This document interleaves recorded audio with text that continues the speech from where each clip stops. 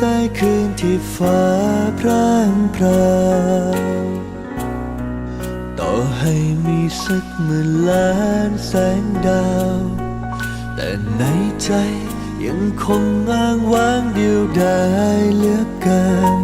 ช่วงเวลาเหล่านั้นจบลงผ่านพ้นเพียงเธอเดินมา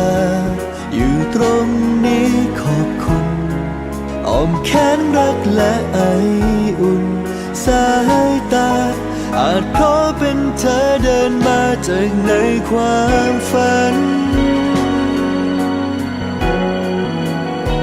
อยากให้เธอรู้ทุกวินาทีหมดใจที่มีของฉันในทุกๆคืนวันต่อไปมอบให้เพียง